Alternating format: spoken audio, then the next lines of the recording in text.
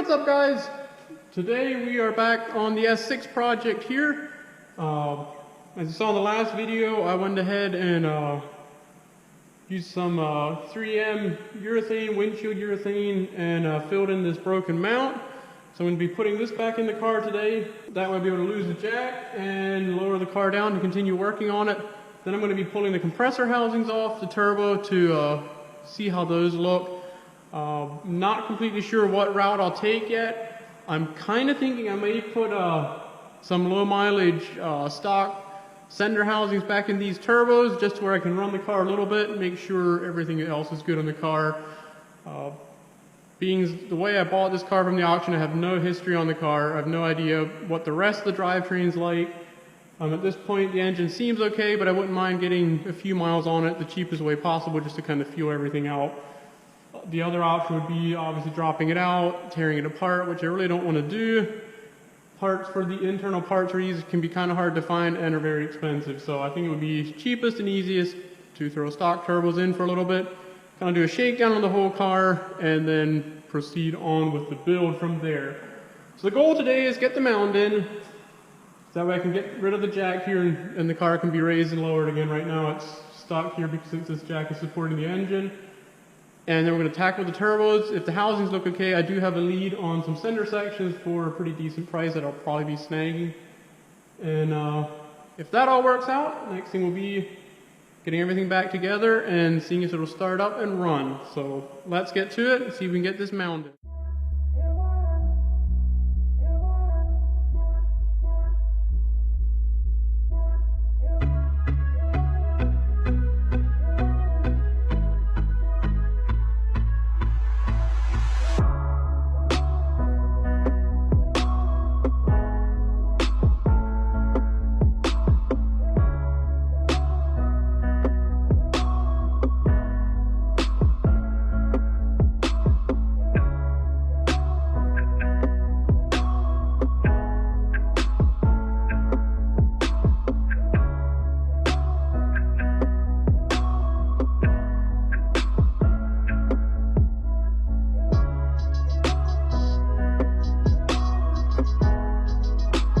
So I was able to get the engine mount, repaired engine mount back in, along with obviously the new starter, all the mounting brackets and stuff. I'm not sure how much you were able to see there on the video. It's kind of hard to get it set up in a way that you could see, but here's kind of the end result.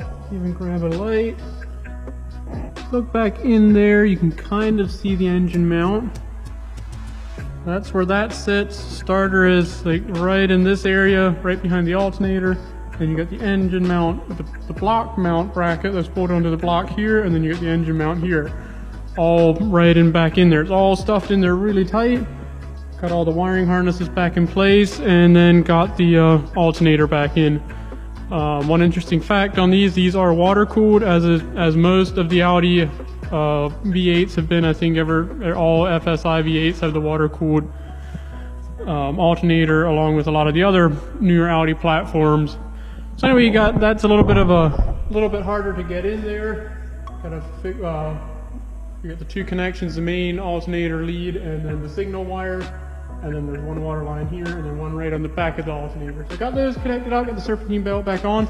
So I'm now ready to drop the car. I got the support out, it's now sitting on its engine mount, and ready to tackle those turbos. Gonna pop the compressor covers off. If they look good, I think I'm gonna go ahead and order the sender sections, the new sender section, or new used sender sections, and then we can button this thing up and see if it runs. Do a couple, maybe a couple hundred miles of shakedown, make sure everything seems good, and then we'll tear it back down and go bigger.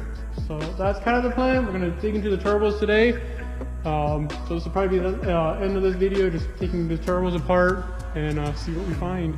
Alright, so we have a couple options here to remove these compressor housings. They are held on in the back by these, I believe it looks like 6 or 8 millimeter bolts. I'm guessing there's probably 6 of them all the way around there. That'll allow the compressor cover to come off. I'm debating right now whether I want to just try to pull the compressor off or if I just want to pull the whole sender section out right now. To pull the whole sender section, we'd have to obviously remove all the oil and water lines, and then loosen this V-band type clamp here, and then it will allow the whole center section to pull out. And after we got that out, then obviously I could pull the compressor housings off.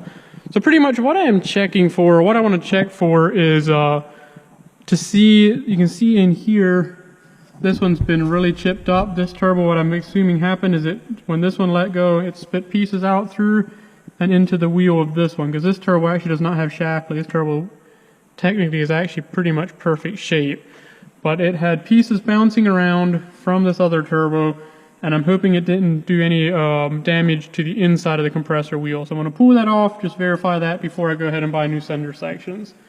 So that's what we're going to be doing, try to set you guys up here where you can see and get these things tore apart.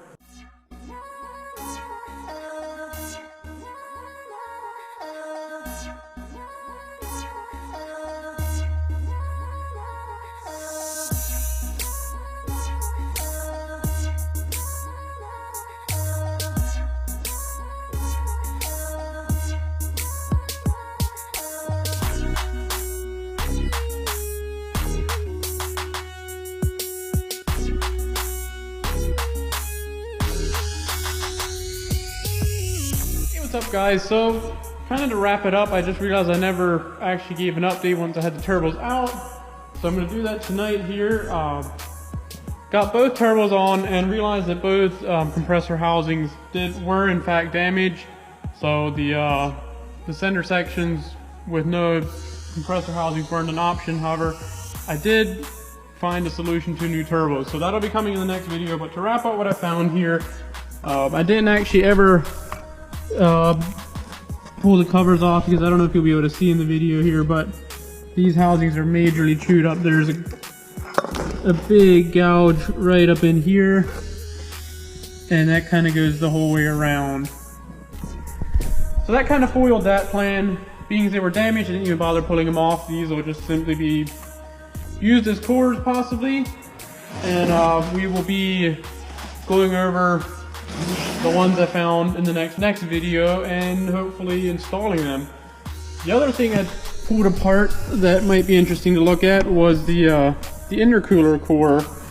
So as we know from the earlier, I think maybe 2-3 videos ago where we found the coolant in the cylinders, wasn't quite sure where that was coming from. I know we had talked about possibly coming through the turbos, but both turbos seem fine as far as shaft day goes. I was pretty sure coolant wasn't coming through them. So that pretty much left us with the intercooler core being damaged. We apparently had a piece of the compressor wheel go through the throttle body, and if we look right here on our intercooler, it impacted it right here. I actually found the piece laying down in the housing there. You can see there's a lot of trash in there, if the lighting's good enough. So that, I believe, is what happened. The leak isn't very big, so I'm hoping what happened is when the turbos actually failed, the engine didn't fill up with water right away, being the leak was pretty small. But I'm assuming what happened, being this whole core is filled with water, along with the rest of the system, up until this point, that at that point, the water, when the car sat, the water just slowly leaked out until it, got ran down into the cylinders. So that kind of makes me feel a little bit better, knowing that the car probably wasn't run much with the cylinders filled with water. It was probably just a thing of where it was sitting, and then when they tried cranking it over, it obviously wouldn't crank over because of the cylinder being full. But I'm hoping the starter didn't have enough torque to actually bend the rod. But all that we will find out in possibly a couple of days, possibly a week or so, depending on how much time I get to work on it. But that'll be for later. So for now, thanks for watching. As always, please like, comment, and subscribe as we continue to piece this car together.